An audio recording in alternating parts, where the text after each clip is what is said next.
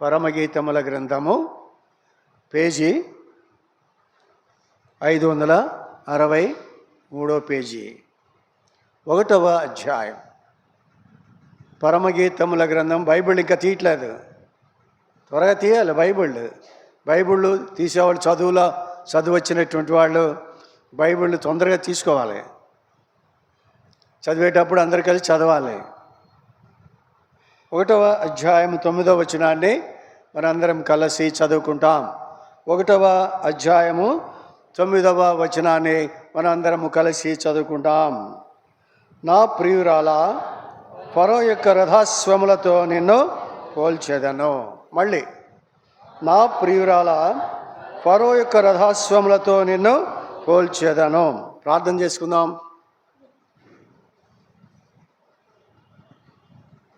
కృపా కనికిరము కలిగిన నమ్మకమైన స్వచ్ఛమైన దేవాని పాదములకు స్తోత్రాలు. కృప కలిగిన ఇంతవరకు కనికరించిన దేవుడివై ఆరాధించడానికి ఇచ్చిన కృపకే వందనాలు చెల్లిస్తుంటున్నాం. ఇప్పుడు బల్లలో పాల్గొనడానికి వెళ్ళిపోతున్నాం.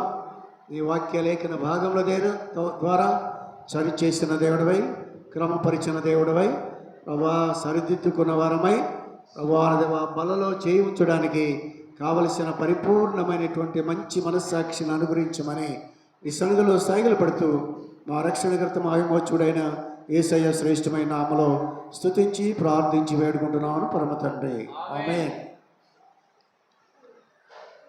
ఇది జాగ్రత్తగా వింటే తప్ప మీకు అర్థం కాదు. చాలా జాగ్రత్తగా వినాలి. మనస్సంతా కూడా కేంద్రీకృతం చేసి ప్రభు సన్నిధిలో చెవులు వింటూ ఆత్మ చెప్పు సంగతులను చెవిగలవాడు విననుగాక. చెవిగలవాడు అన్నాడు. మనకి చెవులు ఉన్నాయి, చెవులు కలిగిన వాడల్లా. చెవి గలవాడు అంటే ఏంటి? వినేవాడు కాదు, ఆత్మ సంబంధమైనటువంటి లోపల చెవి కలిగినటువంటి ఈ చెవులు కాదు. చెవి గలవాడు విననుగాక అన్నాడు. కాబట్టి ఇక్కడ ఈ విషయంలో చాలా జాగ్రత్తగా మనం ఆలకించవలసిన వారంగా ఉంటున్నాం. చూస్తే నా ప్రియురాలా, ఇది దీని పేరేంటి? గ్రంథం పేరు ఏమిటి? పరమగీతము. పరమగీతం అంటే పరసంబంధమైనటువంటి లోక సంబంధమైనటువంటి గీతము అని కూడా ఉంటుంది. ఇక్కడ షూలమ్మతి సొలొమోను రాజు భార్యాభర్తలుగా ఉంటూ రాసినటువంటి గ్రంథము. కాబట్టి కొంత దీన్ని అర్థం చేసుకోవాలంటే కొన్ని ఉపమాన రీతిగా చెప్పాడు. ప్రియురాల అంటే సంఘము. ప్రియురాల అంటే సంఘము. సంఘాన్ని గుర్రంతో పోల్చాడు. ఇప్పుడు దీంట్లోనే ఉంది అర్థం చేసుకోవాలంటే. మన సంఘాన్ని గుర్రంతో పోల్చాడు. గుర్రం అంటే డ్యాన్స్ చేసే గుర్రం కాదు. పెళ్ళిళ్ళలో డ్యాన్స్ చేస్తుంది కదా, ఆ గుర్రం కాదు. ఈ గుర్రం ఏం చేస్తుంది? రథాన్ని లాగుతూ ఉంటుంది. రథాన్ని లాగే గుర్రం. ఆ రథం ఎవరిది అంటే ఫరో చక్రవర్తి యొక్క రథాన్ని లాగేటువంటి మన ప్రభు అయిన యేసయ్యను తీసుకుని వెళ్ళడానికి ఉపయోగపడే గుర్రం లాంటి మనల్ని పోలుస్తున్నాడు. ఏమంటున్నాడు? ప్రియురాలా, నిన్ను దేంతో పోలుస్తున్నాడు తెలుసా? ఫరో యొక్క రథాశ్వములతో. అశ్వము అంటే గుర్రం. రథమునకు కట్టినటువంటి గుర్రముతో పోలుస్తున్నాను నిన్ను అంటున్నాడు. ఇది చాలా ఆలోచింపదగినటువంటిది. జాగ్రత్తగా వింటే తప్ప అర్థం కానటువంటిది. ఇక్కడ అంటున్నాడు ప్రియురాలా అన్నాడు. అనకాపల్లిలో సహోదరుడు అహరోన్ గారని ఒక ఆయన ఉన్నాడు అనకాపల్లిలో. మీకు తెలిసే ఉంటుంది కొంతమంది. ఆయన సువార్త చెప్తున్నాం. సువార్త చెప్పేటప్పుడు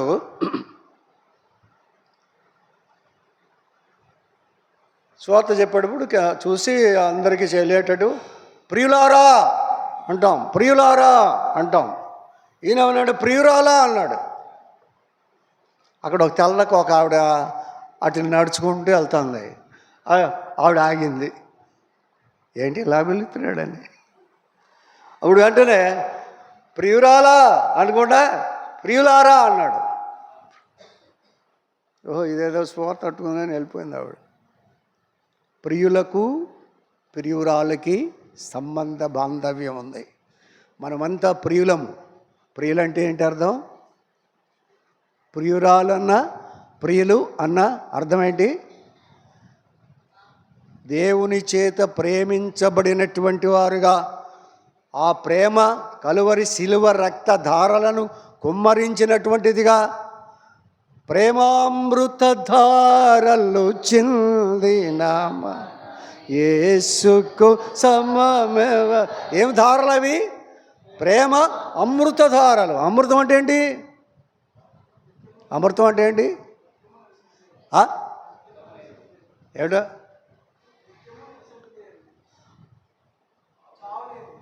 చావులు. అమృతం అంటే మృతం లేనిది. అమృతం అంటే మృతం. మృతం అంటే చావు. చావు లేదు. ఈ రక్తధారల ద్వారా, గాయములో నుంచి వచ్చినటువంటి రక్తధారల ద్వారా మరణము లేదు, చావు లేదు. అలాంటి అమృతధారలు ప్రేమలో నుంచి పుట్టుకొచ్చినాయి. ఎవరి ప్రేమ? దేవుని యొక్క, యేసు ప్రభు యొక్క, దేవుని యొక్క ప్రేమ. మొన్న చెప్పాను ఒకసారి, ప్రేమ అని గురించి చెప్పాను. 3 ప్రేమలు. తండ్రి అయిన ప్రేమ. తండ్రి ప్రేమ ఏంటి? కుమారుడైన యేసు ప్రభువుని మన కొరకు ప్రత్యేకించడం. రెండో ప్రేమ ఏంటి? యేసు ప్రభు మన కొరకు సిలువలో స్వరూపమైనను సొగసైనను లేకుండా చేసుకొని తన రక్తధారలు చిందించి నా పాప క్షమాపణ కొరకై ఆయన పడిన పాట్లను బట్టి ఆ ప్రేమ చూపిస్తున్నాం. అయితే మన ప్రేమ ఎలాగా ఉంది అంటే అవకతవకగా ఉంది. వాళ్ళ ప్రేమ స్వచ్ఛమైనది, నిత్యమైనది, శాశ్వతమైనటువంటిది. వాళ్ళ ప్రేమ అయితే మన శాశ్వతమైనటువంటిది, అప్పుడప్పుడు ప్రేమించేటువంటిది. ఆదివారాల ప్రేమ, మిగిలిన వారాలకి మనకి సంబంధం లేదు. కాబట్టి మన ప్రేమ ఎలాంటిదంటే ఏదో పోతే ఆదివారం కథ లేటుగా వెళ్తే అంతే చాలు అనేటువంటి ప్రేమ. అది మరణమంతా బలమగలిగినటువంటి ప్రేమ. అది ఆ ప్రేమను రుచి చూచిన మనము ఆయన కొరకు, ఆయనని ప్రేమించే విషయంలో చాలా వెనకబడినటువంటి వారుగా ఉంటారు. అయినప్పటికీ కూడా నా చేత ప్రేమించబడినటువంటి ప్రియురాలా, ఓ ప్రియురాలా, నా చేత ప్రేమించబడినటువంటి ప్రియురాలా, నేనేం చేస్తున్నానో తెలుసా? రథాశ్వముల వలె, ఫరో యొక్క రథ అశ్వములతో నిన్ను పోలుస్తున్నాను అని చెప్పబడతా ఉంది. రథాశ్వములతో నిన్ను పోలుస్తున్నాను. రథానికి కట్టినటువంటి అశ్వములు 4 ఉంటాయి. అశ్వాలు మామూలుగా 4 గుర్రాలు కడతారు. దానికి 4 గుర్రాలు లాగుతూ ఉంటాయి అక్కడ రథాన్ని. ఒక మనిషినైతే ఒక మనిషి గుర్రం మీద ఎక్కి వెళ్ళిపోవచ్చు. రాజుగారిది కాబట్టి ఆయన ఎక్కడ ఉండాలి? రథం మీద ఉండాలి. కాబట్టి రథాన్ని ఆయన్ని కూడా లాగాలి. యుద్ధానికి వెళ్ళాలి. మరి అరణ్యానికి వెళ్ళేటప్పుడు వెళ్ళాలి, రాజధానికి వెళ్ళేటప్పుడు వెళ్ళాలి, ఎక్కడికైనా వెళ్తూ ఉండాలి. 4 గుర్రాలు కూడా వెళ్తూ ఉండాలి. ఇవి చెప్పబడినటువంటి ఇది అక్కడ అశ్వముతో పోల్చాడు. అయితే గుర్రానికి ఉన్నటువంటి బుద్ధి మనకు లేదు అని చెప్పటమే ఇది. గుర్రానికి ఉన్నటువంటి బుద్ధి కూడా మనకు లేదు. గుర్రములో ఉన్నటువంటి గుణలక్షణాలు ఏమిటి? గుర్రములు చేసే పనేంటి? మనం చేస్తున్నటువంటి పనులేది అని కొన్ని చూసుకుని ఇప్పుడు మనము బల్ల దగ్గరికి వెళ్ళిపోతాం. 1, గుర్రములో ఉన్నటువంటిది ఐకమత్యము. గుర్రంలో ఏముంటుంది? ఐకమత్యం ఉంటుంది. ఐకమత్యం అంటే ఏంటి? ఏకత్వము, ఒకే మాట, ఒకే బాట, ఒకలాగే ఉంటారు వాళ్ళు. గుర్రము 2 గుర్రాలు ముందుకు లాగి 2 గుర్రాలు వెనక లాగితే ఐకమత్యమా? రాజుగారు ఏమైపోతాడు? మన రాజు మన ప్రభువులకు ప్రభు, మన రాజులకు రాజు అయిన ప్రభువుని మోసుకొని పోయే గుర్రాలం మనం, సంఘస్థులం మనం. గుర్రములు సంఘాన్ని చూపిస్తూ ఉన్నాయి, మనందరినీ చూపిస్తూ ఉన్నాయి. అయితే మనలో ఏముండాలి? ఐక్యత కలిగి ఉండాలి, ఏకత్వము కలిగి ఉండాలి. డిఫరెంట్ మైండ్స్ ఉండకూడదు, మన మైండ్లు డిఫరెంట్గా ఉండకూడదు, అందరం కలిసి ఉండాలి. ఆ నాలుగేంటంట? అపోస్తలుల బోధ ఎందును, సహవాసమందును, రొట్టె విరుచుట ఎందును, ప్రార్థించుట ఎందును అప్పుడప్పుడు ఉండాలి అన్నాడా? అమ్మ మీకే బాగా తెలిసే. ఎడతెగక ఉండాలి. ఎడతెక్కుంటున్నాం మనం, తెగుతున్నాం కానీ ఎడతెగట్లేదు. తెగిపోతున్నాం కానీ ఎడతెగక ఉండట్లేదు. కాబట్టి ఇక్కడ చెప్తున్నది ఏంటి? ఐక్యత కలిగి ఉండాలి. ఆ యేసు ప్రభు దగ్గరికి ఒక రోగిని తీసుకుని వెళ్తున్నారు. ఆ రోగిని తీసుకెళ్ళాలంటే వాకిలంతా కూడా నిండిపోయింది. ఇంటి కప్పిప్పి ఇంటి మీద నుంచి దించాలనుకుంటున్నారు.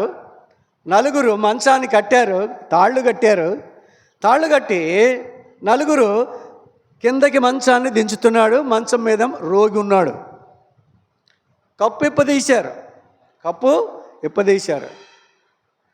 ఇప్పదీయగానే మంచం పైనుంచి వస్తుంటే ఆ ఇంటి అబ్బాయి పిల్లోడు అని ఉంటాడు, నానా ఇల్లు ఇప్పదీసేశారు, పైనుంచి మంచం వస్తుంది నానా అంటే. ఇల్లు మంది కాదు, ఇంట్లో ఎవరున్నారు? యేసు ప్రభు ఉన్నాడు. ఆయన చూసుకుంటాడు. మనకి ఈ ఇల్లు కాకపోతే ఇంకొక ఇల్లు ఇస్తాడు మనకి. మన ప్రభువు ఇక్కడ ఉన్నాడు, నోరు మూసుకో అని చెప్పాడు అనుకుందాం. ఆ తర్వాత వచ్చాడు. దింపేటప్పుడు ఒకడు ఎక్కువగా తాడు వదిలేసాడు అనుకోండి, రోగి వచ్చి కింద పడతాడు, లేకపోతే యేసుప్రభు మీద పడవచ్చు, ఆడికి ఇంకొక కాలు ఎరగవచ్చు.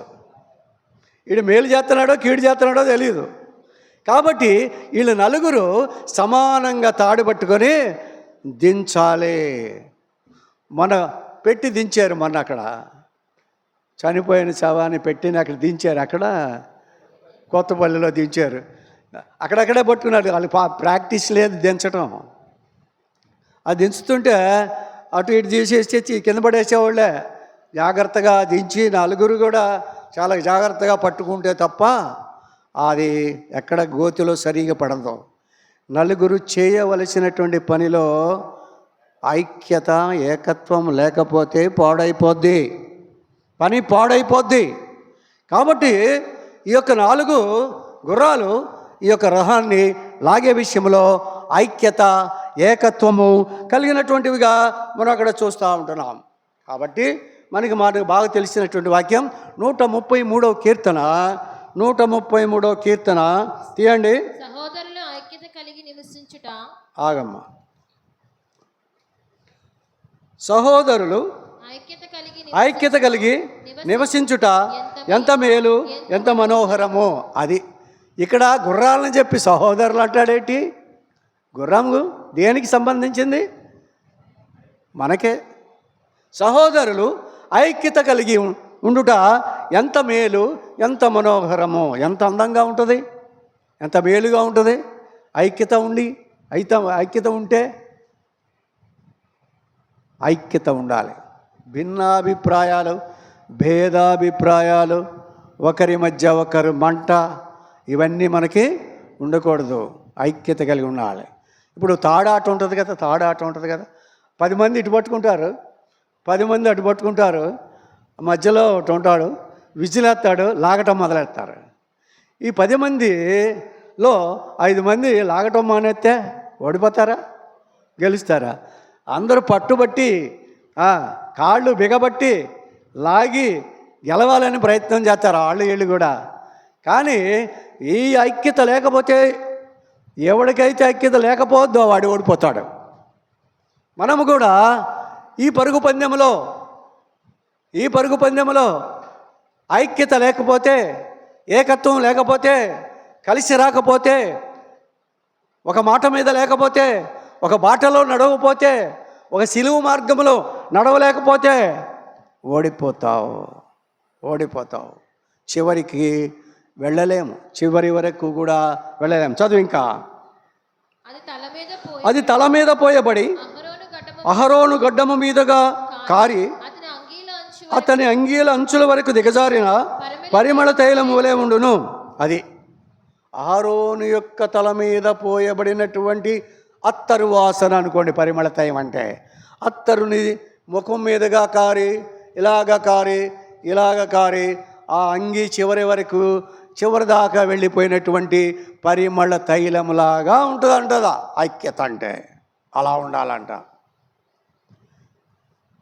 శిరస్సు దేనికి సూచనగా ఉంది? శిరస్సు దేనికి సూచనగా ఉంది? స్త్రీకి శిరస్సు పురుషుడికి శిరస్సు క్రీస్తుకి శిరస్సు దేవుడు. వాక్యానికి వస్తే కదా, వాక్యానికి వస్తే ఇవన్నీ తెలుస్తాయి. కాబట్టి మనకి సంఘానికి శిరస్సు క్రీస్తు తల మీద పోయబడి గడ్డము మీదుగా అంగీల వరకు దిగజారిందంటే క్రీస్తుతో మనకు ఐక్యత కలిగినటువంటి వారముగా ఉన్నాము అని అర్థం. యేసు ప్రభువు మీద పడినటువంటి అత్తరు కిందకి దిగజారినటువంటి పరిస్థితి ఉంది. నిద్రపోయేవాళ్ళు మేలుకోండి, నిద్రావస్థలో ఉన్నటువంటి వాళ్ళు మేలుకోండి, బయటికి వెళ్ళిపోండి. బయటికి వెళ్ళి ముఖం కడుక్కొని రండి. ఇక్కడ నిద్రపోతే నిద్ర ఎలాంటిదంట? ఇప్పుడు జ్వరాలు వస్తున్నాయి, అంటువ్యాధులు బాగా. జ్వరాలు వస్తున్నాయి, అంటువ్యాధి. అది నిద్ర భయంకరమైన వ్యాధి. కాబట్టి నిద్రపోవద్దు. వాక్యము వినకుండా చేసేటువంటిది ఎవరంటే సాతానే. నిద్ర తెచ్చేది ఎవరంటే సాతానే. నువ్వు సాతాను వశంలో ఉంటేనే నీకు నిద్ర వస్తుంది, లేకపోతే రాదు. కాబట్టి ఇక్కడ అంటున్నాడు, ఐక్యత కలిగి అహరోను గడ్డము మీదుగా తల మీద పోయబడి గడ్డము మీదుగా ఆ అంగీ చివరాల వరకు దిగజారిన పరిమళ తైలం వలె ఉంటుంది అన్నాడు. ఆ తర్వాత ఏమంటున్నాడు? అది సియోను కొండ మీద దిగి వచ్చు హెర్మోను మంచు వలె ఉండును. హెర్మోన్ అంటే మందే. హెర్మోను మంచు వలె ఉండును. సియోనులో నుంచి వచ్చిన మంచు వలె ఉండును. ఆశీర్వాదము, శాశ్వత జీవము అక్కడ ఉంటుంది. ఆశీర్వాదం ఉంటుంది, శాశ్వత జీవం ఉంటుంది. ఎప్పుడు? ఐక్యత కలిగి ఉన్నప్పుడు. ఐక్యత లేకుండా ఉన్నట్లయితే, ఐక్యత లేకపోతే ఒక ఆవిడ పోట్లాడి, భర్త మీద పట్టు చీర కొనిపించుకుందంట. పోట్లాడితే ఐక్యత ఉంటుందా? ఉండదు. పట్టు చీర కొనిపించుకుందంట. అక్కడ పెద్ద ధనవంతుల ఇంట్లో పెళ్లి జరుగుతుంది. ఆ పెళ్ళికి వెళ్ళారు ఇద్దరు కూడా. ఎక్కడికి వెళ్ళారు? ఆ పెళ్ళికి వెళ్ళారు. పెళ్ళికి వెళ్ళిన తర్వాత ఆ పెళ్ళిలో అందరు చూశారు, బాగానే ఉంది, పెళ్ళి బాగానే ఉంది, బాగానే చూశారు. ఇంటికి వచ్చారు. ఇంటికి వచ్చిన తర్వాత ఆ రాత్రి పడుకున్నారు భార్యాభర్తలు. ఇది బాగా వింటారు, ఇలాంటివి భలే అంటున్నారా? ఆ భార్యాభర్తలు పడుకున్నారంట. మధ్యరాత్రిలో చూసేవారికల్లా భార్య లేదు. ఏమైందిరా, భార్య లేదు, ఏమైందని పోయి చూస్తే వరండాలో పడుకుని ఉంది. వరండాలో పడుకుందని చూస్తే కదిలిట్లా చచ్చిపోయింది. వరండాలో చచ్చిపోయి ఉంది. చచ్చిపోయి ఉంటే ఆమె చేతిలో ఒక కాగితం ఉంది. ఏం కాగితం ఉందంటే, పెళ్ళికి వెళ్ళాను, పట్టు చీర కట్టుకొని, విలువైన పట్టు చీర కట్టుకొని పెళ్ళికి వెళ్ళాను. ఒకళ్ళన్నా బాగుందనలేదు, ఎంత అనలేదు. కాబట్టి ఈ బతుకెందుకు? ఏంటి? ఎవరు అడగలేదంట. చీర ఎంత అయిందని అడగలేదంట, బాగుందా లేదా అని అడగలేదంట. ఇంకా బతుకెందుకు అని చచ్చిపోయిందంట. ఎంత ఐక్యత కలిగి ఉంది, ఎంత జీవితం మీద ఎంత విరక్తి పుట్టింది. వాళ్ళు అడిగితే ఏమి, అడగకపోతే ఏమి. నువ్వు ఎవరి కోసం కట్టుకెళ్తున్నావు? వాళ్ళకి చూపించడానికా? వాళ్ళు అడగటానికా? వాళ్ళు మెచ్చుకోవడానికా? మనం చీరలు కట్టుకునేది కానీ, బట్టలు వేసుకునేది కానీ ఎవరి కోసం చేస్తామా? భార్యాభర్తల మీద ఐక్యత పోయింది, ఏకత్వం పోయింది, ఒంటరితనం మిగిలింది. ఎందుకు? కుటుంబాల్లో చాలామందికి ఐక్యత లేకుండా పోతూ ఉంది, విశ్వాసుల్లో ఐక్యత లేకుండా పోతూ ఉంది, సమాధానం లేకుండా పోతూ ఉంది. చిన్న మాటకే ఎగిరెగిరి పడేటువంటి పరిస్థితి ఉంది. నేను రక్షించినటువంటి యేసు ప్రభు పొడుస్తుంటే, గాయపరుస్తుంటే, బాకులతో మేకులతో గుచ్చుతుంటే, శిరస్సు మీద ముళ్ళ కిరీటం పెడతా ఉంటే, వీళ్ళేమి చేయుచున్నారో వీరెరు కనుక వీరిని క్షమించుమని చెప్పిన మనస్తత్వం, ఈ క్రీస్తు యేసు కలిగిన ఈ మనస్సు మీరును కలిగి ఉండండి అని చెప్పేటువంటి పరిస్థితి ఉంటే ఏమైందా మనస్సు? దేవుని బిడ్డవా, సింహాసనం కావాలా, పరలోకం కావాలా, ఇవన్నిటిని పెట్టుకొని ముళ్ళ కంచె పెట్టుకొని హృదయం నిండా అదంతా కడుక్కొని శుద్ధి చేసుకోండి. బల్ల దగ్గరికి వస్తున్నాం, కడుక్కుందాం, శుద్ధి చేసుకుందాం రండి. కాబట్టి అలాంటి పరిస్థితి మనలో ఉండకూడదు. కాబట్టి ఇంకో మాట చూద్దాం రండి. అపోస్తుల కార్యములు ఇలాంటి పరిస్థితులు వచ్చినప్పుడు మనం ఏం చేయాలి? ఒకటి, అపోస్తుల కార్యములు 1:14, మీరందరూ మరియు ఆయన సహోదరులను ఏక మనసుతో ఎడతెగక ప్రార్థన చేయుచుండిరి. ఏం చేస్తున్నారంట? ఐక్యత ఎక్కడొచ్చింది? ఇది ఎక్కడో వచ్చింది? మన కష్టాలు పోవాలంటే, మన కుటుంబాల్లో ఉన్నటువంటి బాధలు, నష్టాలు, అనారోగ్య పరిస్థితులు, ఆత్మీయ క్షీణత, ఆత్మీయంగా దిగజారిపోవడం, మందిరాన్ని ప్రేమించలేకపోవడం, మందిరంలో పరిస్థితులన్నింటినీ చూడలేకపోవడం, వెనకబడిపోవడం, లోకాన్ని ఎక్కువగా ప్రేమించడం, లోకముతో కుమ్మక్కైపోయి, లోకముతో కలిసిపోయి దేవుని దూరం చేసుకోవడం అనేటువంటిది పోవాలంటే మీరందరూ వీరితో కూడా కొందరు స్త్రీలను, యేసు తల్లి అయిన మరియయు ఆయన సహోదరులను ఏక మనస్సుతో ఎడతెగగా ప్రార్థన చేయండి. ఏ మనసు? ఐక్యత కలిగినటువంటి మనస్సు. ఏక మనస్సుతో అందరూ కలిసి ప్రార్థన చేస్తూ ఉన్నారు, కలిసి ప్రార్థన చేస్తున్నారు. ప్రార్థనలో ఏకత్వం. ప్రార్థన కూడికి ఎంతమంది వస్తున్నారు? ప్రార్థన చేయాలనే భారం కలిగినటువంటి వారంగా ఉన్నామా? వాక్య కూడికి ఎంతమంది వస్తున్నారు? ఏళ్ల మీద వస్తున్నారు. విశ్వాసం అని చెప్పుకుంటున్నామా? దేవుని బిడ్డలం అని చెప్పుకుంటున్నామా? సస్తే పరలోకం పోవాలనే నిరీక్షణ కలిగి ఉన్నామా? ఉన్నాం. అయితే ఎంతవరకు అది జాగ్రత్తగా మనం చూసుకోవలసినటువంటి వారంగా ఐక్యత కలిగి మనం ఏం చేయాలి? ప్రార్థన చేయవలసినటువంటి వారంగా ఉంటున్నాం. గలతీయులకు రాసిన పత్రిక, గలతీ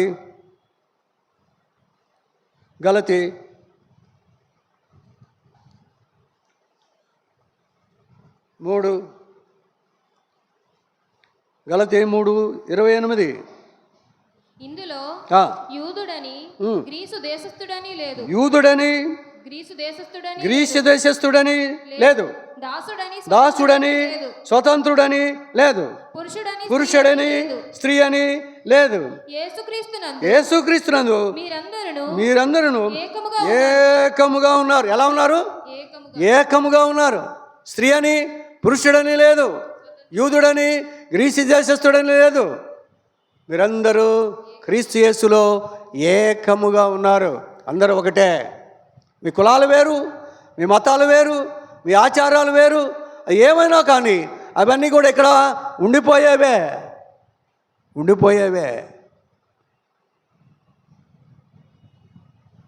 సమాధుల్లోకి వెళ్ళిపోయి అక్కడ ఆస్తిపరుడు, దరిద్రుడు, మధ్యతరగతి వాడు అని ఉంటుందా సమాధిలో? సమాధికి అందరూ సమానమే, సమాధుల దొడ్డికి అందరూ సమానమే. వీడు పేదోడు కాబట్టి నా సమాధిలో వీడిని పెట్టడానికి వీల్లేదంటదా భూమి? ఏమందో. ప్రతి ఒక్కడికి కావాల్సింది 6 అడుగులే. ఆడ ఆస్తి ఏంటిరా అంటే 6 అడుగులు స్థలం. నీకు ఎన్ని ఎకరాలు ఉన్నా, ఇళ్ళ స్థలాలు ఉన్నా ఆఖరికి దొరికేది ఎంత? 6 అడుగులు. ఒకసారి ఓ ధనవంతుడు అన్నాడంట, అబ్బాయి నువ్వెంత చుట్టూ వస్తావో మా పొలం, ఎంత తిరిగి వస్తావో అంత నీకే ఇస్తానన్నాడు. పరిగెత్తున్నాడు, పరిగెత్తి ఇక్కడ తిరుగుదాం అనుకున్నాడు. ఇక్కడ తిరిగి రావాలి, ఇలా తిరిగి రావాలి, ఇక్కడ తిరుగుదాం అనుకున్నాడు. ఇది తిరిగితే తక్కువ వస్తుందేమన్నా, ఇంక అది ముందుకెళ్ళాడు. అలాగా తిరిగి అలాగా తిరిగి వచ్చేసి అలాగా ఎక్కడ స్టార్ట్ అయ్యాడో అక్కడికి వచ్చేవారికి అలా అలుపు వచ్చి గుండె ఆగిపోయి చచ్చిపోయి బోర్ల పడ్డాడు. ఆడికి కావాల్సిన స్థలం ఎంత? ఆడు ఎంత ఉన్నాడో 6 అడుగుల స్థలమే కావాలి. కానీ ఈ స్థలం అంతటి కొరకు ప్రాకులాడాడు, కానీ ఇదంతా సంపాదించుకోవాలని పరిగెత్తాడు. కానీ ఈ పరుగంతా వ్యర్థమైపోయింది. ఆడికి కావాల్సింది ఇప్పుడు 6 అడుగుల స్థలం తప్ప ఇంకేది కాదు. కాబట్టి ఇదంతా మర్చిపోయి, దేవుణ్ణి మర్చిపోయి, మందిరాన్ని మర్చిపోయి, వాక్యాన్ని మర్చిపోయి, ప్రార్థనను మర్చిపోయి, వీటన్నిటిని కూడా దానికోసం తీసుకోవాల్సిన పరుగులు తీసి ఈ లోక సంబంధమైనటువంటి, అందుకని అంటున్నాడు ఫిలిప్పీలు రాసిన పత్రిక 2:6, ఆయన దేవుని స్వరూపం కలిగిన వాడై ఉండి దేవునితో సమానంగా ఉండుట 5 క్రీస్తు యేసునకు కలిగిన ఈ మనసు మీరును కలిగి ఉండుడి. స్పష్టంగా మళ్ళీ క్రీస్తు యేసునకు కలిగిన ఈ మనసు మీరును అది క్రీస్తు యేసు కలిగిన ఈ మనస్సు మీరును కలిగి ఉండుడి. ఇంకా చదువు. ఆయన దేవుని స్వరూపం కలిగిన వాడై ఉండి దేవునితో సమానముగా ఉండుట విడిచిపెట్టకూడని భాగ్యమని ఎంచుకొనలేదు గాని మనుషుల పోలికగా పుట్టి దాసుని స్వరూపమును ధరించుకొని తన్ను తానే రిక్తునిగా చేసుకొనెను. 21 అందరూ తమ సొంత కార్యములనే చూచుచున్నారు గాని యేసుక్రీస్తు కార్యములను చూడరు. అది అందరూ సొంత కార్యములనే చూచుకుంటున్నారు కానీ యేసుక్రీస్తు కార్యాన్ని చూడరు. యేసుక్రీస్తు పరలోకాన్ని విడిచిపెట్టి, తండ్రిని విడిచిపెట్టి, దేవదూతల యొక్క పొగడ్తలు విడిచిపెట్టి, అక్కడ అదంతా మహిమను విడిచిపెట్టి, మరణము లేని ఆ స్థలాన్ని విడిచిపెట్టి, మరణము కలిగినటువంటి ఈ స్థలంలోకి, పాపులు ఉండేటువంటి స్థలంలోనికి, మృత్యము లోకములోనికి ఆయన ఇష్టపడి వచ్చి నీ కార్యం కొరకు నిన్ను రక్షించడానికి, నిన్ను విమోచించడానికి, నిన్ను బిడ్డగా చేసుకోవడానికి, నిన్ను కుమారుడిగా చేసుకోవడానికి, నిన్ను వారసుడిగా చేసుకోవడానికి, నిన్ను తీసుకెళ్ళి పరలోకంలో ఉంచడానికి సమస్తమును నష్టపరుచుకొని వస్తే, సొంత కార్యాన్ని చూసుకోకుండా మన కార్యాన్ని చూస్తానికి వస్తే మనం ఏం చేస్తున్నామంట? అందరూ సొంత కార్యములనే చూచుకొనుచున్నారు కానీ యేసుక్రీస్తు కార్యమును ఎవరు చూడలేదు. యేసు ప్రభు యొక్క కార్యాలు చూడడానికి నీకు తీరకలేదు.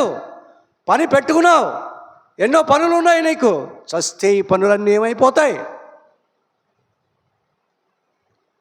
కాబట్టి నీవు నిజమైన విశ్వాసి అయితే దేవుని ఎడల అచంచలమైనటువంటి విశ్వాసముతో దేవుని వెంబడించవలసినటువంటి వారంగా ఉంటున్నాం. రండి ఇంకో మాట చదువుకుందాం. గుర్రాల గురించి. గుర్రం ఎలాంటిదంట? మొదటిది చెప్పాలి, ఐకమత్యము కలిగినటువంటిది. మనం ఎలా ఉండాలి? ఐకమత్యము కలిగినటువంటి వారంగా ఉండాలి. ఒక్కొక్కటి అడుగుతూ ఉంటాను, చెప్పాలి. రెండవది బలము గలవి. గుర్రం అంత బలం ఎవరికీ ఉండదు. గుర్రం అంత బలం ఎవరికి ఉండదు. మన ఒంగోలు గిత్తలకి ఎంత ప్రసిద్ధో, మన గిత్తలు ఎద్దులు ఉన్నాయే, ఎద్దుల్లో ఒంగోలులో ఉన్నటువంటి ఎద్దులు గిత్తలకి ప్రసిద్ధి. మన దేశంలో ఒంగోలు గిత్తలంటే ప్రసిద్ధి. కొన్ని ఉంటాయి ప్రసిద్ధి, కొన్నిటికి బెల్లానికి అనకపల్లి, స్వీట్కి కాకినాడ, అలా చాలా ఉన్నాయి. అన్నీ ఎందుకులే. కాబట్టి ఒంగోలు గిత్తలకి ఎంత ప్రసిద్ధో ఐగుప్తులో ఉన్నటువంటి గుర్రాలకి అంత ప్రసిద్ధి. ఒక గుర్రం కొనుక్కోవాలంటే ఐగుప్తు దేశం వెళ్ళాలి. అక్కడ వెళ్ళి మంచిది తెచ్చుకుంటారు. అలాంటి మంచి గుర్రము ని రథాన్ని కట్టారు. ఆ ఈజిప్తులో ఉన్న రాజు గుర్రం అది. కాబట్టి బలము కలిగినటువంటివి అవే. నీవు బలహీనముగా ఉన్నావా? బలము కలిగి ఉన్నావా? దేవునిలో నీ వాక్యం ఎంత ఉంది? నీలో వాక్యం ఏ విధముగా పనిచేస్తూ ఉంది? ఎంత బలం ఉంది? ఏబు గ్రంథం 39, ఏబు గ్రంథం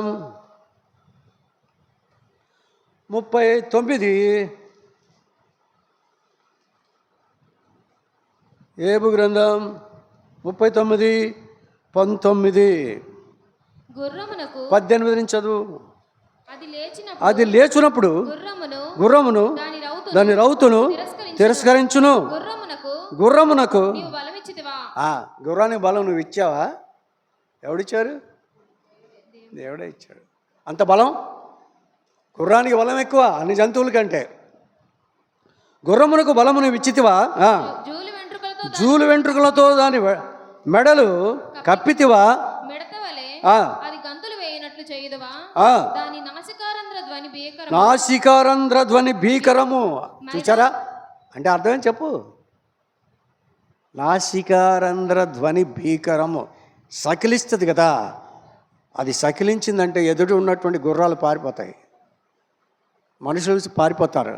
అంత భీకరంగా శబ్దం చేస్తుంది సకిలించేటప్పుడు. మీరు ఎప్పుడైనా గుర్రం సకిలించారు చూచారా లేదా? మైదానములో అది కాలు దువ్వి బలమును బట్టి సంతోషించి. కాలు దువ్వటం దేనికి? కాలు దువ్వటం దేనికి? I am ready to fight with you. నేను నీతో యుద్ధం చేయడానికి సిద్ధం అని చెప్పడానికి. రా చూసుకుందాం అని కాలు అంటుంది. కాలు దువ్వి వెళ్ళిపోద్ది. మనమైతే ఏం చేస్తాం? మానవులు చెప్పండి, మానవులు ఏం చేస్తారు? తగుకి వెళ్ళేటప్పుడు ఆడవాళ్ళు అయితే పవిట కొంగు తీసి రా ఇప్పుడు చూసుకుందాం. బయట అడ్డు వచ్చిందేటి, ఇప్పుడు చూసుకుందాం రా అంటు. మగవాళ్ళు అయితే తొడ చరుస్తారు. దేనికి? యుద్ధానికి సిద్ధం అని. మనకి ఏముంటాయి కానీ ప్రార్థనలో వాక్యములో అవి ఉండవు. కాబట్టి ఇక్కడ అన్నాడు చూడు, మైదానములో అది కాలు దువ్వి సంతోషించును, ఆయుధదారులను ఎదుర్కొనబోవును. చూసారా? ఆయుధము ధరించిన వాడిని సైతం ఎదుర్కొంటుంది. వాడి చేతిలో ఆయుధం ఉంది కాబట్టి నేను వెళ్తే నన్ను చంపేస్తాడేమో అని చూడదు. ఆండైనా సరే ఎదుర్కొంటుంది అంతే. ఒకడు కత్తి తీసుకుని వెళ్ళాడు ఒకడి మీదకి ఏం చేశాడు? కత్తి తీసుకుని వెళ్ళాడు. అది వాళ్ళని నా దగ్గర కత్తి ఉంది, నా దగ్గర ఏం లేదు కాబట్టి నేను ఆడు చంపేయగలనని వెళ్తే ఆడు జేబులోంచి తుపాకీ తీశాడు. తుపాకీ తీసే పారిపోతున్నాడు. ఎందుకని? కత్తి కంటే తుపాకీ బలమని. ఎందుకని? దూరం నుంచే కాల్వచ్చు. కత్తి అయితే దగ్గరికి వెళ్ళి పొడవాలి. తుపాకీ అయితే అంత దూరం ఉండనే కాల్ చేయొచ్చు. ఆడు పరిగెత్తుతున్నాడు. అందుకని ఇక్కడ అంటున్నాడు, అది ఆయుధముదారుని ఎదుర్కొనబోవును, అది భయము పుట్టించు దానిని వెక్కిరించి భీతి నొందకుండా. దాన్ని ఎక్కిరించిద్ది, వెకిలిగా సకిలించిద్ది. సకిలించే వరకలా అది వెంటనే పారిపోద్ది. ఆ గుర్రం పారిపోద్ది. ఇంకొకటి ఏం చేస్తే తెలుసా?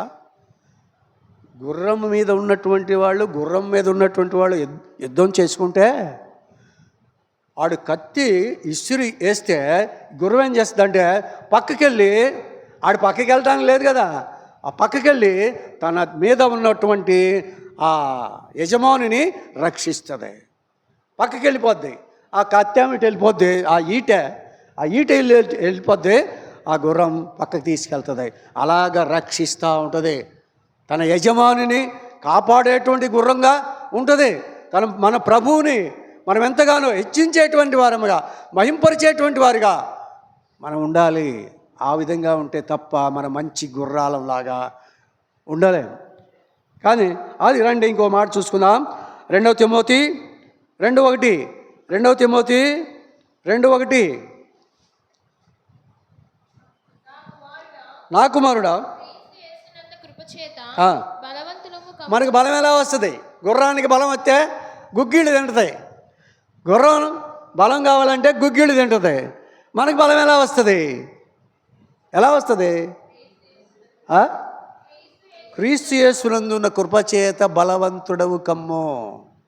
యేసు ప్రభువులో దొరికేటువంటి కృపచేత బలవంతుడవు కమ్ము. నీ బలం వాక్యం అనేటువంటి బలం పొందాలి.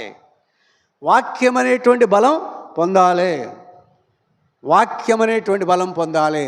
నిర్మలమైన వాక్యము ద్వారా రక్షణ విషయంలో ఎదుగు నిమిత్తము ఆ నిర్మలమైన పాలను అపేక్షించుడి అని అంటున్నాడు. వాక్యము ఎక్కువగా బలపరుస్తుంది మనల్ని.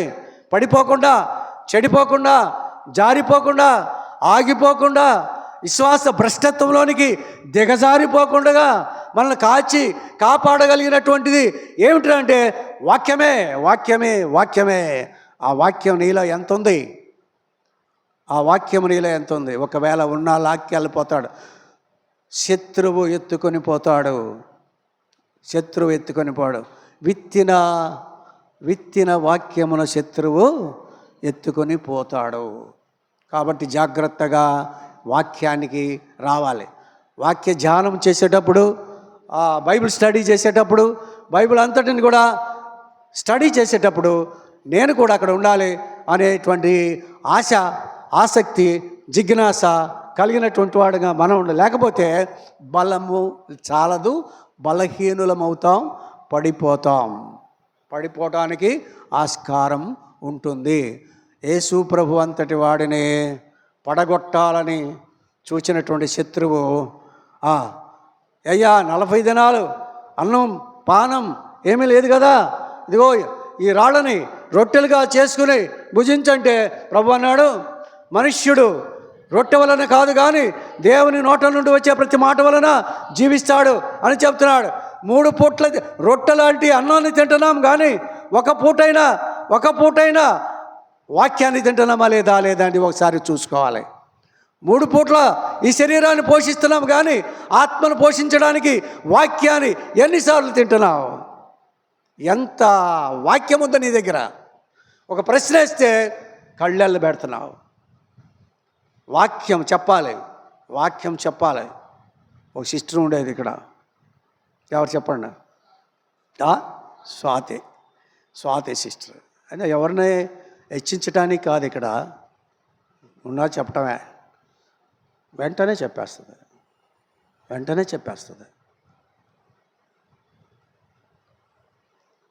తమ్ముడుకోకుండా అలాగే చెప్పేస్తుంది. వాక్యములో బలం ఉంది. వాక్యములో బలం పొందాలి. వాక్యాన్ని భద్రం చేసుకోవాలి. ఇంటిలో, బ్యాంకులో డబ్బులు ఎలాగా భద్రం చేసుకుని నిల్వ చేసుకుంటామో వాక్యాన్ని మనము సిద్ధపరచుకోవాలి. అలాగే సిద్ధపరచుకోవాలి. ఒకడన్నాడు, ఓ నా ప్రాణమా తినుము, త్రాగుము, సుఖించుము. తరతరాలకి నేను సిద్ధపరిచినటువంటిది కొత్త కొట్లు కట్టించి వాటి నిండా ఆ ధాన్యం పోగు చేసి నిల్వ చేశాను, తిను అని మంచం మీద పడుకున్నాడు. దేవుడు అన్నాడు, వెర్రివాడా అన్నాడు. ఏమన్నాడు? దేవుడా వెర్రివాడా అన్నాడు. ఊళ్ళో వాళ్ళంతా ఏమన్నారు? మన ఆసామి చాలా పెద్ద ఆసామిరా, అందరికి 20 బస్తాలు పండితే మనోడు 35 బస్తాలు పండించాడు రా అని చెప్పి అందరూ మెచ్చుకుంటున్నారు. దేవుడు అన్నాడు, ఓ ఎర్రోడా అన్నాడు, వెర్రివాడా అన్నాడు. నువ్వు సంపాదించిందాలో ఎవరికిరా? ఎవడు తింటాడు? వెర్రివాడా అన్నాడు. కాబట్టి మనం ఏం సంపాదించామనేటువంటి కాదు, ఎంతవరకు విశ్వాస్యతలో ఉన్నాము అనేటువంటిది, ఎంతవరకు దేవుని మెప్పించేటువంటి పరిస్థితిలో ఉన్నాము అనేటువంటిది మనం చూసుకోవాలి. బలం పొందాలి. 3వది చూద్దాం. ఒకటేంటి? ఐక్యత కలిగి ఉండడం. 2వది ఏంటి? బలము కలిగి ఉండాలి. ఈ లక్షణాలు ఎవరి? గుర్రాలవి. సంఘానికి అలాంటివి ఉండాలి. 3వదిగా పరుగుకు సిద్ధం. పరిగెత్తాలంటే గుర్రంలాగా పరిగెత్తేవాళ్ళు ఎవరు లేరు. ఎక్కడికి పోవాలంటే అక్కడికి ఓపిక ఉన్నా లేకపోయినా పరుగుకి సిద్ధం. మనమైతే నేను ఒకప్పుడు అయితే సినిమాకి పరిగెత్తేవాడిని. సినిమాకి వెళ్ళటానికి సిద్ధం. కొత్తకోటలో నేను దారి అమ్మటే ఉండేది మా ఇల్లు. అక్కడి నుంచి కొత్తపట్నం నుంచి జనం పరిగెత్తుకుంటూ వస్తూ ఉండేవాళ్ళు. ఎక్కడో తగు జరుగుతుంది కానీ అనుకున్న బయటకు వచ్చేసి ఇంత ఇలా పరిగెత్తుతున్నారు, ఎక్కడ తన్నుకుంటున్నారు అని. అయ్యా ఏంటి ఆగన్న ఆగాడు. ఏంటయ్యా పరుగుతులు ఏంటి గొడవలు ఏంటండి? సినిమా ట్రయల్ పార్టీ అయిపోద్దండి అన్నాను. సినిమా ట్రయల్ పార్టీ అయిపోద్దంట. మొదటి నుంచి చూస్తే కానీ అర్థమవదు, కాబట్టి మొదటి నుంచి చూడాలి.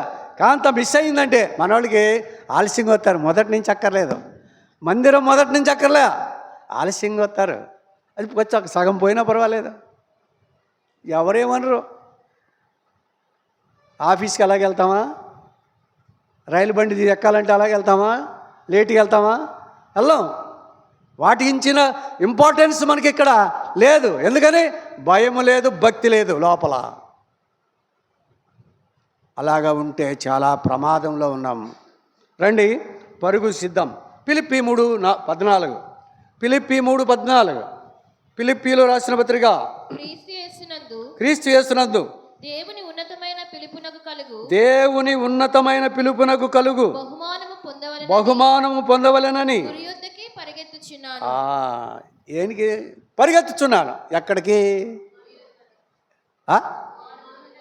ఎక్కడికి?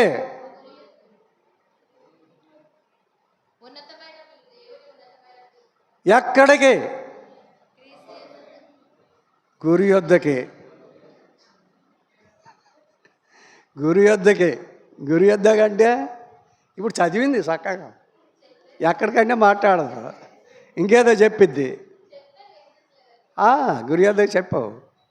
కాబట్టి ఎక్కడికి వెళ్ళాలి? గురి యొద్ద. గురి ఎక్కడికి? మన గురి ఎక్కడికి? మన గురి ఎక్కడికి? పరలోకం మన గురి. అక్కడ పరిగెత్తాలి. ఎందుకు? ఇప్పుడు చెప్పు. ఎందుకు? బహుమానము పొందవలెనని. బహుమానము పొందవలెనని గురి యొద్దకే పరిగెత్తుచున్నాను. బహుమానము పొందవలెనని గురి యొద్దకే పరిగెత్తుతున్నాను. ఏమిటి వదిలేసుకొని? ఏది 7 అయినను ఒక్కళ్ళే ఏవేవి లాభకరములయ్యుండెనో క్రీస్తునిష్టము నష్టముగా ఎంచుకోండి. ఈ పరిగెత్తేటప్పుడు ఏవేవి నాకు లాభం ఉన్నాయో అవన్నీ నష్టంగా ఎంచుకుంటాను. ఏవేవి లాభకరంగా ఉన్నాయో అవన్నీ నష్టంగా ఎంచుకుంటాను ప్రభు కోసం. నాకు లాభాలు చాలా ఉన్నాయి లోకంలో, అవన్నీ నష్టంగా ఎంచుకుంటాను. ఇంకో చోట అంటున్నాడు, పెంటతో సమానంగా చూసుకుంటాను. చూడండి ఆ మాట కూడా. పెంటతో సమానంగా 11 చివరి లైన్ 11 చివర. సమస్తమును నష్టపరుచుకొని వాటిని పెంటతో సమానముగా ఎంచుకొచ్చాను. పెంటతో సమానంగా. ఇవాళ వస్తే ఒక 1000 రూపాయలు వస్తాయి. ఆదివారం పనికి వెళ్తే 1000 రూపాయలు ఇస్తామన్నారు. నష్టపరుచుకొని దేవుని మందిరానికి రావాలి. ఆలస్యంగానే ముందు రావాలి. దేవునికి వందనాలు. చాలామంది ఇవాళ ముందుగా వచ్చారు. ఇంకెవరైతే ఆలస్యంగా వచ్చారో వాళ్ళు కూడా సరి చేసుకుని దేవుని మందిరానికి ఎప్పుడు కూడా ఆలస్యంగా రాకుండానే హృదయపూర్వకంగా, ప్రేమపూర్వకంగా నా సహోదరులకు, నా సహోదరులకు నేను చెప్తున్నాను, ఎప్పుడు ఆలస్యంగా మనం రాకూడదు. కాబట్టి ఇక్కడ నష్టపరుచుకొని గురి యొద్దకే పరిగెత్తుచున్నాను అంటున్నాడు. పెంటతో సమానముగా ఎంచుకొనుచున్నాను అంటున్నాడు. ఒక అతను ఉన్నాడంట. అతను ఆదివారం వచ్చేవాడు, బైబిల్ స్టడీకి వచ్చేవాడు, ప్రార్థనకు వచ్చేవాడు, అన్నిటికీ వచ్చేవాడు. ఈ 3టికి వచ్చేవాడు. ఆదివారము ప్రార్థన, బైబిల్ స్టడీ వచ్చేవాడు. వాడికి వ్యాపారం ఉంది, ఒక ఫ్యాక్టరీ పెట్టుకున్నాడు. ఒక ఫ్యాక్టరీ పెట్టుకున్న తర్వాత ఏం చేశాడు? బైబిల్ స్టడీ మానేశాడు. ఒక ఫ్యాక్టరీ పెట్టుకుంటే బైబిల్ స్టడీ మానేశాడు. అంటేను ఈ తీయట్లేదండి అన్నాడు. సరేలే అని చెప్పేసి ఇంకొక ఫ్యాక్టరీ పెట్టుకున్నాడు. ఇంకో ఫ్యాక్టరీ పెట్టుకోగానే ఈ ప్రార్థన మానేశాడు. ఒక ఆదివారం వస్తాడు. ఆదివారం భక్తుడు. ఆదివారం భక్తుల్ని మనం లెక్కలో వేసుకోకూడదు. ఆదివారం వస్తాడు, ప్రార్థన మానేశాడు, వాక్య పరిచర్య మానేశాడు, ఆదివారం వస్తున్నాడు. అంటే తీయట్లేదు సార్. ఆదివారం కూడా మానేశాడు. ఎందుకంటే ఇంకొక ఫ్యాక్టరీ పెట్టాడు. ఎన్ని ఫ్యాక్టరీలు పెట్టాడు? 3 ఫ్యాక్టరీలు పెట్టాడు. 3 మానేశాడు. రాట్లా రోడ్డు మీద కనపడ్డాడు పాస్టర్ గారికి. ఆయన కనపడ్డాడు.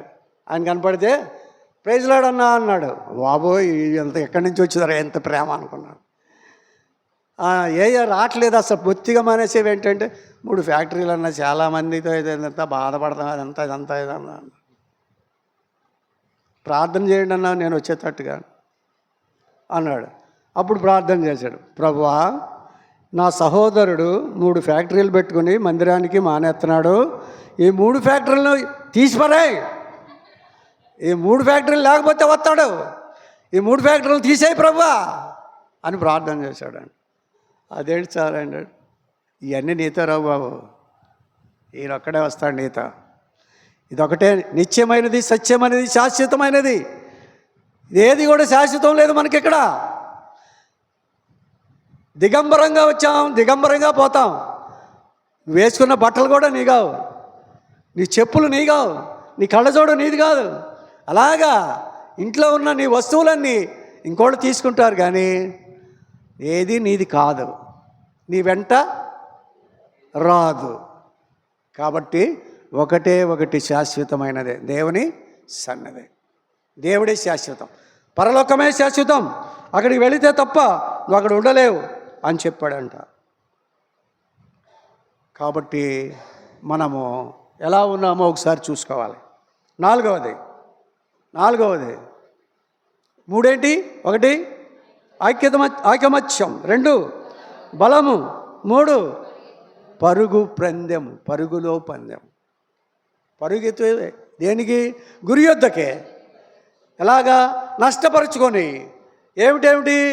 ఏవేవి లాభకరమై ఉన్నావో, ఏవి లాభమో అవి నష్టపరుచుకొని పెంటతో సమానముగా చూసుకుంటూ గురి యొద్దకే, దేవుని దగ్గరికి పరిగెత్తాలి. నీ పరుగు ఎలాగా ఉందో ఒకసారి చూసి. అలసట పడకయు, విసుకకయు పరిగెత్తాల. అలసట పడకూడదు, విసుగుగా పరిగెత్తాలి. ఒక మాట చెప్తాను. ఒక ఆవిడ భలే పరిగెత్తిద్దాండ. ఛాలెంజ్. మగోళ్ళైనా ఆడోళ్ళైనా ఎవరైనా నాతో పరిగెత్తితే నేను ఆస్తి అంతా రాసి పెడతా మీకు, రండి నాతో అంది. ఆడ మనిషి. మగవాళ్ళు పరిగెత్తలేకపోయారు, ఓడిపోయారు. ఓ తెలివైన వాడు ఏం చేశాడంటే వాళ్ళ ఇంటికి వెళ్ళాడు. ఎవరినో, పని చేసుకుని బతుకుతానమ్మా, మీ ఇంట్లో ఏదన్నా చిన్న పని నేను, ఎంత కావాలి? పలానా పెద్ద ఆస్తిపరురాలు, అంత ఇస్తానులే, పని చేయొచ్చు. డ్రైవింగ్ వచ్చా? వచ్చు. అన్నీ ఇంట్లో పనులు చేస్తావా? చేస్తాను. కొన్నాళ్ళు పని చేశాడు. ఆవిడికి ఏది ఇష్టమో కనిపెట్టాడు. ఆవిడికి ఏది మాట్లాడకూడదు, ఏది ఇష్టమో కనిపెట్టాడు. ఆవిడికి బంగారం అంటే చాలా ఇష్టం. అప్పుడు బయటకు వచ్చి అన్నాడు, అమ్మ నేను నీతో పరిగెత్తుతానన్నాడు. ఒరే, నువ్వు పనోడివి, మెలకుండా ఉండగా నువ్వు నాతో పరిగెత్తడం ఏంట్రా అన్నాడు. అమ్మమ్మ అది కాదమ్మా, నీతో పరిగెత్తానమ్మా నేను. సరే పదా. ఈడు బంగారపు గోళీలు ఒక 3 తీసుకున్నాడు. తీసుకుని పరిగెత్తుంటే ఇద్దరు పరిగెత్తుతున్నారు. వీడు కూడా ముందు పరుగుల పందెంలో ఉన్నవాడే పరిగెత్తుతున్నాడు. ఆవిడ దాటగానే ఒక బంగారపు గోళీ అటు ఇసిరేసేవాడు. ఆవిడికి బంగారు గోళీ అంటే ఆశ కదా, ఆగిపోయి ఆ గోళీ ఆ గోళీ వెంట వెళ్ళి దాన్ని పట్టుకొని మళ్ళీ వీడిని దాటేసేది వచ్చేసేది. ఎంత పరిగెత్తిద్దో చూడండి. మళ్ళీ వచ్చి దాటేసేదాన్ని. దాటేసేటప్పుడు ఇంకోటి వేసేవాడు. అలాగే వేసుకుని దగ్గరికి వచ్చేవరకల్లా ఎలాగైతే గెలిచేసాడు. అలసట పడకయు విసుకయు నువ్వు నీకు ఏది ఇష్టమో చూసి ఆ సాతానుడు నిన్ను అక్కడ ఆపేస్తాడు. నీ ఇష్టాలు కొన్ని ఉంటాయి, నాకు ఉంటాయి ఇష్టాలు, మనకి ఇష్టాలు కొన్ని చాలా ఉంటాయి. ఆ ఇష్టం మీద పని చేస్తాడు, నిన్ను ఆపేస్తాడు. ముందుకెళ్ళినాడు, పరిగెత్తనాడు, చివరికి వెళ్ళినవాడు, గోల్ దగ్గరికి వెళ్ళినవాడు, గురు యొద్దకు పరిగెత్తనేవాడు, ఆగిపోయేటట్టు చేస్తాడు. అందుకని దేమ ఇహలోకమును స్నేహించి ఆ లోకములో కలిసిపోయాడంట. అలాగా కలిసిపోయిన వాళ్ళు చాలామంది ఉన్నారు. చాలామంది ఆగిపోయిన వాళ్ళు ఉన్నారు. మందిరానికి వస్తూ వస్తూ వస్తూ చచ్చిపోకుండా ముందే ఆగిపోయిన వాళ్ళు ఉన్నారు. గురి ఎద్దుకు వెళ్లకుండానే లోకంలో కలిసిపోయినటువంటి వాళ్ళు కూడా ఉన్నారు. కాబట్టి 4వది ఆహారం. గుర్రము ఏం తింటుంది? పచ్చగడ్డి తింటుంది. ఎండుగడ్డి తింటుందా? ఎండుగడ్డి తినదు, ఏది పడితే అది తినదు, పచ్చగడ్డి తింటుంది. యెహోవా నా కాపరి, నాకు లేమి కలగదు, పచ్చిక గల చోట నన్ను, అది పచ్చిక అంటే. పచ్చిక అంటే ఏంటి? పచ్చని గడ్డి కలిగింది, పచ్చిక గల మంచిగా ఉన్నటువంటి దాంట్లో నన్ను మేపుతాడు. పచ్చిక గల చోట నన్ను పరుండజేయను, శాంతికరమైన జలముల యొద్ద నన్ను నడిపిస్తాడు అంటారు. కాబట్టి ఆ రెండు అవసరం. ఈ గుర్రానికి కూడా అవసరమైనవి కొన్ని ఉన్నాయి. ఒకటో కొరింథీ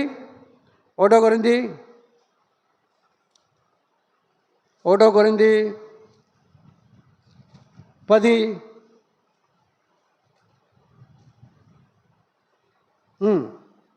3:4 10:3-4 అందరూ ఆత్మ సంబంధమైన ఒకే పానీయమును పానం చేసిరి, ఏలయనగా తమను వెంబడించిన ఆత్మ సంబంధమైన బండలోనిది త్రాగిరి, ఆ బండ క్రీస్తే. అది మనకి మందేంటి? మన ఆహారం ఏంటి? మన ఆహారం ఏంటి? ఇది. అందుకని అంటున్నాడు, ఆత్మ సంబంధమైన బండలోని త్రాగిరి, ఆ బండ క్రీస్తే. 17 16 మనము దీవించు ఆశీర్వచనపు పాత్ర లోనిది త్రాగుట క్రీస్తు రక్తంలో పాలు పుచ్చుకున్నటే కదా. మనం విరుచు రొట్టె తినుట క్రీస్తు శరీరములో పాలు పుచ్చుకున్నటే కదా. మనమందరము ఆ ఒకటే రొట్టెలో పాలు పుచ్చుకొనుచున్నాము. రొట్టె ఒకటే కానీ అనేకులమైన మనము ఒక్క శరీరమై ఉన్నాము. ఒక్క రొట్టెలో అందరం పాలు పొందుతున్నాం. ఒక్క శరీరములో అందరం అవయవములుగా ఉన్నాం. ఒక పాత్రలో అందరము తాగుతున్నాం. అందరము కలిసి ఉండాలి. మనందరం ఒక రొట్టెకే సంబంధించిన వాళ్ళం. మనందరం ఒక పాత్రకే సంబంధించిన వాళ్ళం. ఒక సిలువకే సంబంధించిన వాళ్ళం. ఒక పరలోకానికి సంబంధించినటువంటి వాడు. భిన్నాభిప్రాయములు ఎందుకు వస్తున్నాయి? అభిప్రాయ భేదాలు ఎందుకు వస్తున్నాయి?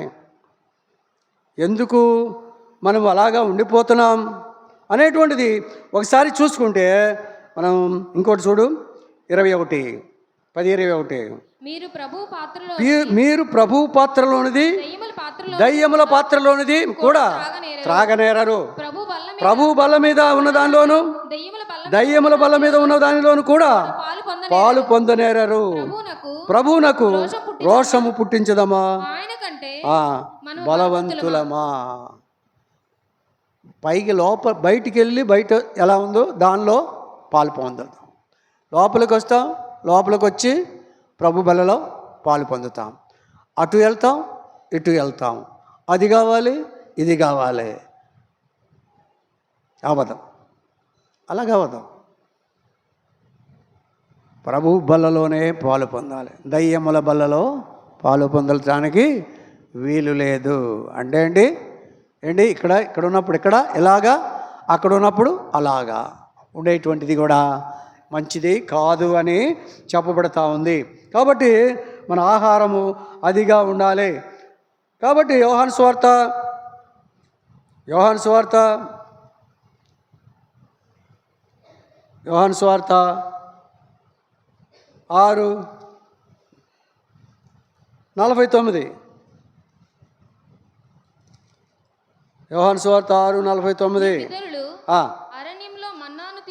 మీ పితరులు అరణ్యములో మన్నాను తినినను, అది మీ పితరులు ఇశ్రాయేలీలు అరణ్యములో మన్నా తిన్నారు. ఎక్కడి నుంచి వచ్చింది మన్నా? పరలోకము నుంచి వచ్చినటువంటిది. అది తిన్నా కూడా చచ్చిపోయారు. పరలోకము నుంచి వచ్చినటువంటి మన్నా తిన్నారు, చచ్చిపోయారు. పరలోకము నుండి వచ్చిన యేసుని తింటే మనం చచ్చిపోం. చూడండి ఏమంటాడు ఇంకా, దీనిని తినువాడు చావకుండునట్లు పరలోకము నుండి దిగివచ్చిన ఆహారం ఇదే. అది చావకుండా ఉండాలంటే పరలోకం నుండి దిగి వచ్చిన ఆహారం నేనే. మన్నా కూడా పరలోకం నుంచే దిగి వచ్చింది, కానీ అది తిన్న వాళ్ళు చచ్చిపోయారు. అది ఆకలికి సంబంధించినటువంటిది. అన్నము లేనప్పుడు దేవుడు ఇచ్చినటువంటి ఆకలికి సంబంధించినది. ఇది మన ఆకలికి సంబంధించింది కాదు, ఇది పరలోక సంబంధమైనటువంటిది. అది కాబట్టి మనము దీన్ని తినాలి. దీన్ని ఏం చేయాలా? మనము తినేవారముగా ఉండాలి. కాబట్టి ఏంటంటున్నాడు, మీ పితల అరణ్యములో ఉన్న మన్నాను తిని చనిపోయి, దీన్ని తినవాడు చావకుండానట్లు పరలోకం నుండి దిగి వచ్చిన ఆహారం ఇదే. పరలోకం నుండి దిగి వచ్చిన ఆహారం నేనే. ఎవడైనను ఈ ఆహారం భుజించితే వాడెల్లప్పుడూ జీవించును, మరియు నేనిచ్చు ఆహారము లోకమునకు జీవము కొరకై నా శరీరమే అని మీతో నిశ్చయముగా చెప్తున్నాను. నా శరీరాన్నే తినండి. అక్కడ అన్నారు 60, నా శరీరాన్ని తినండి అంటే అన్నారు. చూడండి, ఆయన శిష్యులలో అనేకులు ఈ మాట విని, ఇది కఠినమైన మాట, ఇది ఎవడను వినదగినది చెప్పుకొనిరి. యేసు శిష్యులు కూర్చి సణుగు కొనుచున్నారని అని ఎరిగి వారితో ఇట్లైనాడు, దీనివల్ల మీరు అభ్యంతరపడుచున్నారా? అలాగైతే మనిషి కుమారుడు మునుపున్న చోటునకు ఎక్కుట మీరు చూచిన ఎడలా ఏమందురు? చాలు. కాబట్టి ఇక్కడ అంటున్నాడు, ఏంట్రా ఈయన నా శరీరం తినండి, నా రక్తం తాగండి అంటాడేంటి? మనం ఏమైనా మనుషులు తినేవాళ్ళలాగా కనపడుతున్నాడేంటి ఈయనకే అనుకున్నారు. ఆ శరీరము తిని నా రక్తము తాగువాడే నిత్య జీవము కలిగినవాడు. నేను వచ్చినప్పుడు వాడిని లేపుతాను, అంచెదినాన్న వాడిని లేపుతా.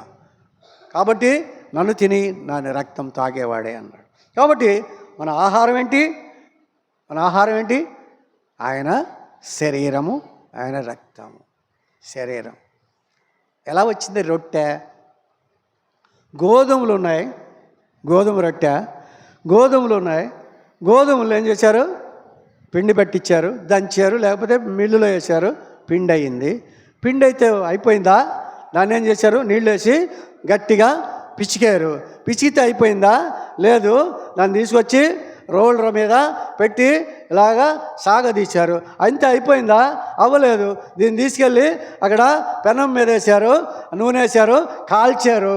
కాల్చిన తర్వాత అప్పుడు ఎన్ని కష్టాలు పడితే కానీ యేసు ప్రభు యొక్క శరీరము, ఆయన ఎన్ని కష్టాలు పడ్డాడో ఈ శరీరం చూపిస్తుంది మనకి.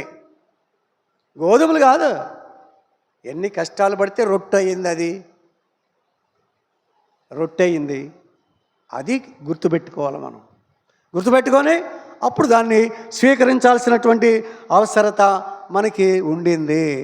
రక్తము కూడా భయంకరముగా వచ్చినటువంటి రక్తం.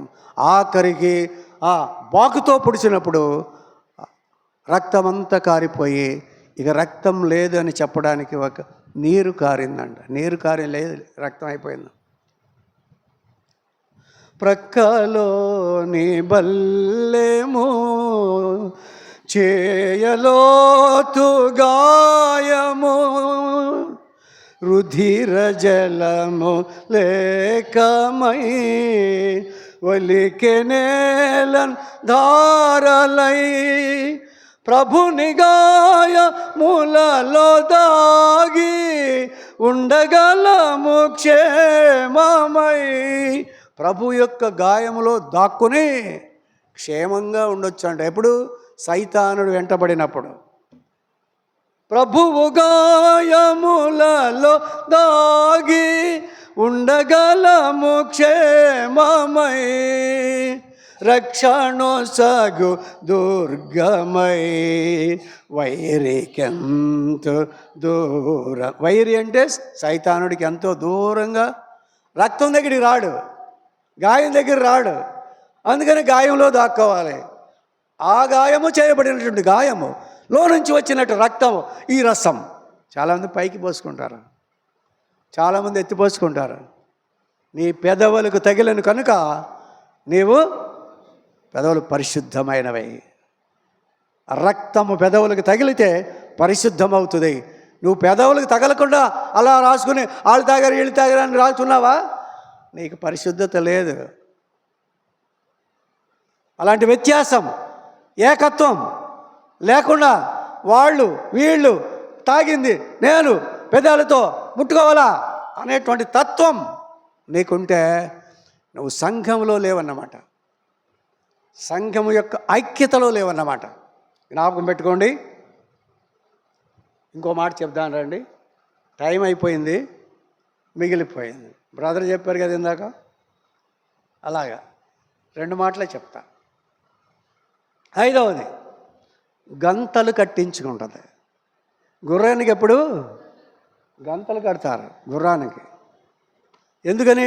గురికి పక్కకి వెళ్దాక గురి వద్దకే పరిగెత్తుది, నిటారుగా పరిగెత్తుద్ది. కాబట్టి గంతలు కట్టించుకోదు. 119వ కీర్తన 119వ కీర్తన 37, 119వ కీర్తన 37.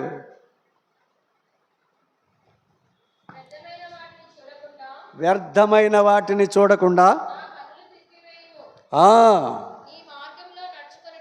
నీ మార్గములో నడుచుకొనుటకు నన్ను బ్రతికించుము. చూసారా? వ్యర్థమైన వాటిని చూడకుండా, నా కంటపడకుండా అంటున్నాడు. చూసారా? వ్యర్థమైన వాటిని చూడకుండా నా కన్నులు త్రిప్పివేయము. నీ మార్గంలో నడుచుకున్నట్టుకు నన్ను బ్రతికించుము. నీ మార్గంలో నేను నడుచుకోవాలని నేను బతికి ఉండాలి. నీవిచ్చిన వాక్యము మనుష్యులోని భయమును పుట్టించుచున్నది. వాక్యము ఎక్కువగా ఉంటే భయభక్తులు కలిగినటువంటి వారంగా ఉంటారు. నువ్విచ్చినటువంటి వాక్యము భయాన్ని భక్తిని పుట్టించేటువంటిదిగా ఉంటుంది అని చెప్తున్నాను. కాబట్టి ఆ విధముగా మనము ఏం చేయాలి? గంతలు కట్టుకోవాలి. గంతలు కట్టక్కర్లేదు మనకి. గంటది అది ఇది మన చూచే చూపు ఇవన్నీ కూడా. నేను పాట ఉంది కదా, ఏం పాట పాడతాను నేను?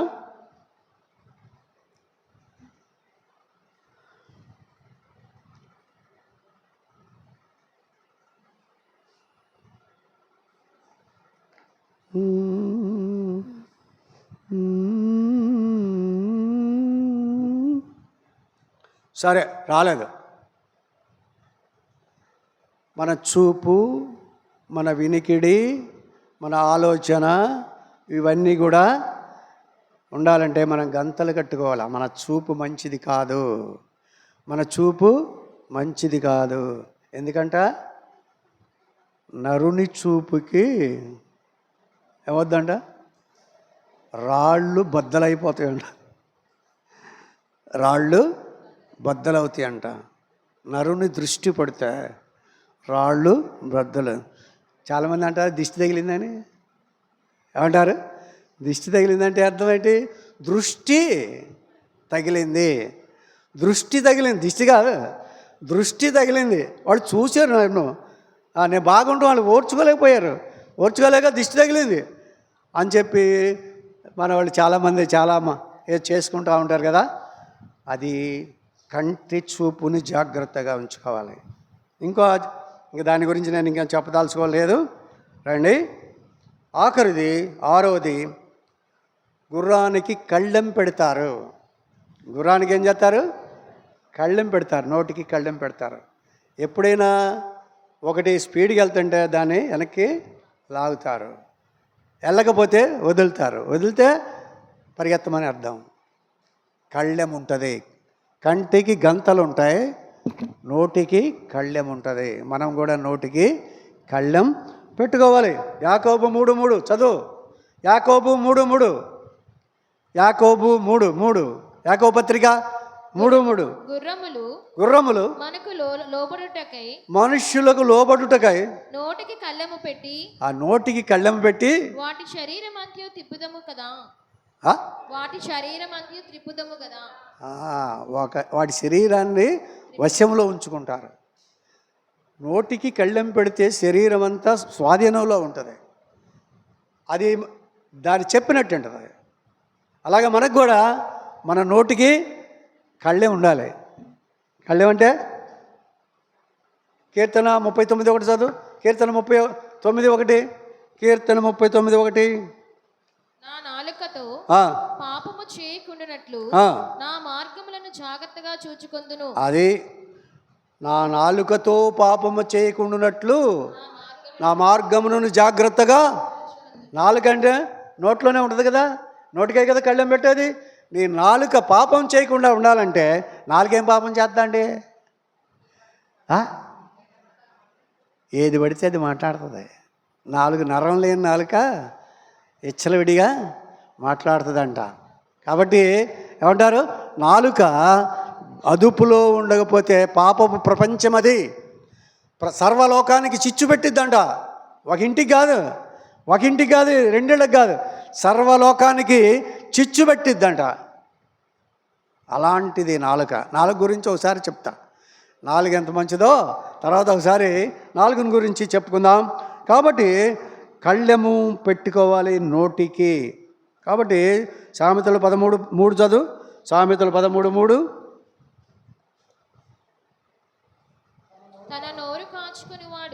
తన నోరు కాచుకొనివాడు తన్ను కాపాడుకొనెను. అది మెయిన్. నోటికి ఏదొస్తే అది మాట్లాడకుండా నోటిని కార్చుకున్నవాడు తను తాను కాపాడుకుంటాడు. తనకే లాభం. నోటిని కాచుకుంటే, కళ్ళెం పెట్టుకుంటే ఇంకేమంటాడు, చిక్కం పెట్టుకుంటే నోటిని తను తాను కాపాడుకుంటాడు. నోరు భయంకరమైనటువంటిది. నోరు ఎంత ఉపయోగకరమో అంత నష్టం. అదుపులో లేకపోతే ఏదైనా అంతే. అదుపులో లేకపోతే సెల్లైనా జాగ్రత్తగా వాడుకోకపోతే దానిలో నష్టం ఉంది, లాభం ఉంది. నష్టం ఉంది, లాభం ఉంది.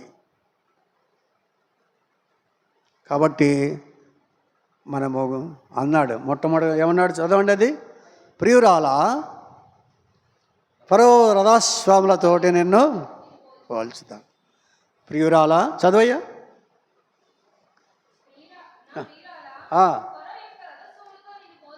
ఫరో యొక్క రథాశ్వములతో నిన్ను స్పష్టంగా ఉండాలి, స్లోగా ఉండాలి. చదివేది అందరికీ అర్థం అవ్వాలి. ఫరో యొక్క రథాశ్వములతో నిన్ను పోలుస్తానంటే ఏంటి అర్థం? పోలిక. మెటఫారికల్లీ సిమిలీ మెటఫర్ అనే పోలిక ఉంటుందండి. పోలిక చెప్తాడు. దుప్పి నీటి వాగుల కొరకు ఆశపడినట్లు ప్రభా నీ కొరకు నేను ఆశపడుతున్నాను. దుప్పి ఎలా ఆశపడిద్దో నేను కూడా అలాగే ఇంకోటి చెప్పి దుప్పి ఆశపడుతుంది. ఆ విధంగా నేను నీకోసం ఆశపడతాను నాయన. కక్కిన కూటికి ఆశపడే కుక్క లాంటి వాడిని కాదు నాయన. కక్కిన కూటికి ఆశపడేటువంటి కుక్క లాంటి వాడిని కాదు. దుప్పి నీటి వాగుల కొరకు ఆశనట్టుదో అలాంటి వాడిని నేను. వదిలిపెట్టిన పాపాన్ని మళ్ళీ జుర్రుకుంటానికి కాదు నాయన నేను.